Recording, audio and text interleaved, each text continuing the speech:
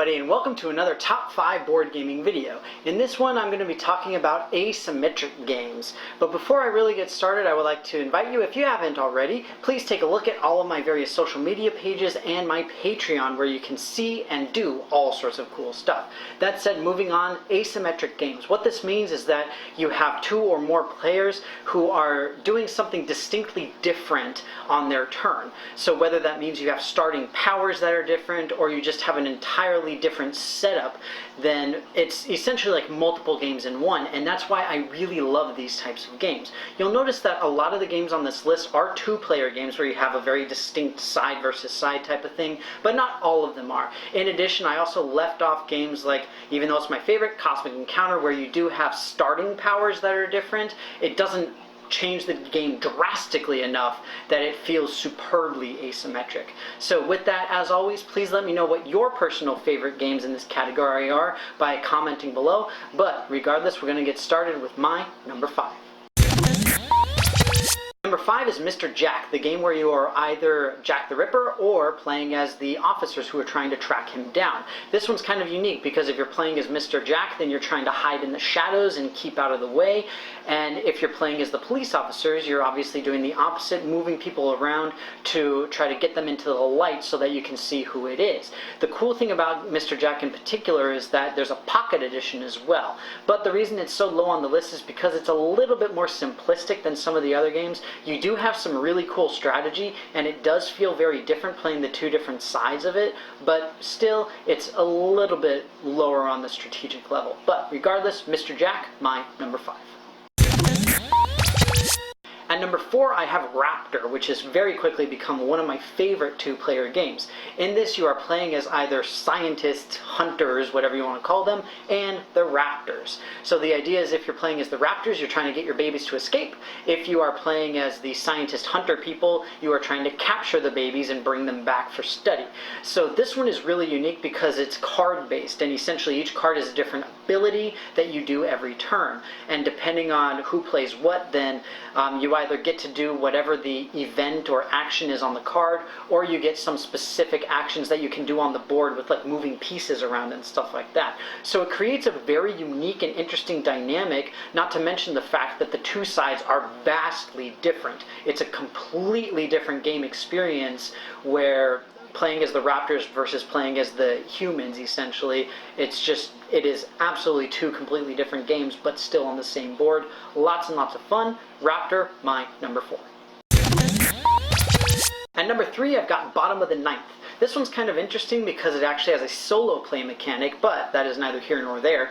In this game, you are playing as either the batters or the pitchers. And essentially, if you're the batters, you're trying to score runs, and if you're the pitchers, you're trying to score outs. With the idea being that every time the pitcher will pitch a ball, and then the batter will try to hit it potentially, or maybe, who knows. And you get your balls, you get your strikes, etc., etc., if you know how to play baseball.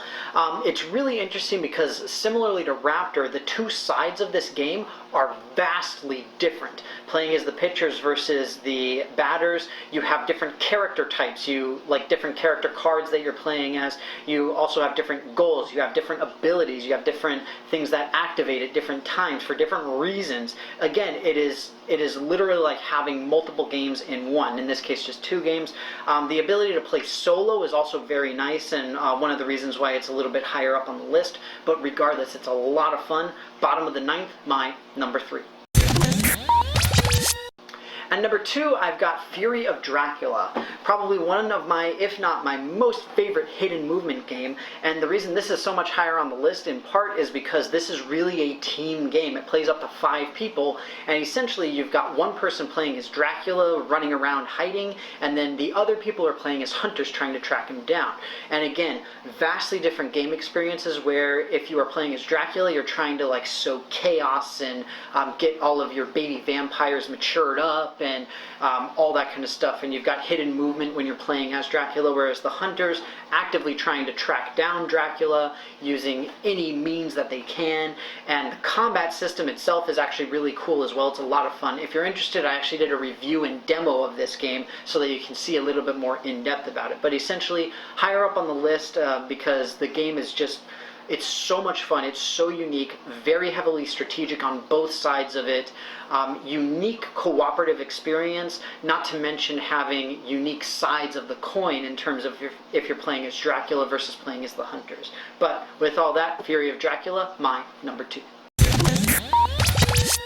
Last but not least, at number 1, I have Rebellion.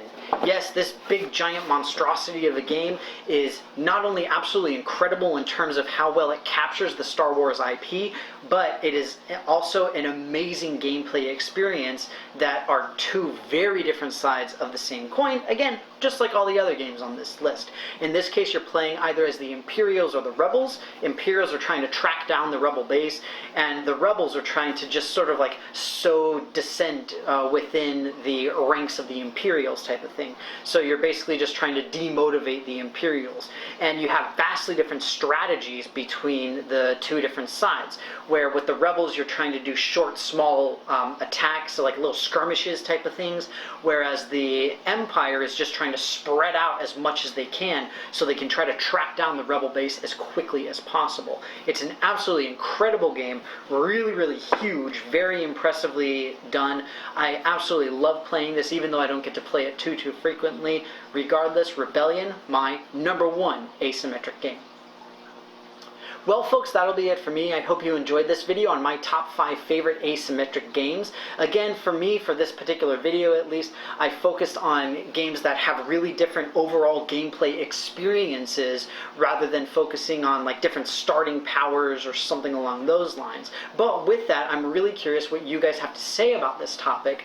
Do you really appreciate the starting powers and consider that enough asymmetry in order to make the game a lot more interesting? I know I really appreciate it. I really love having those starting powers, but for these types of games, it's like completely different game all in one. So very interesting. But again, you guys, let me know what you think.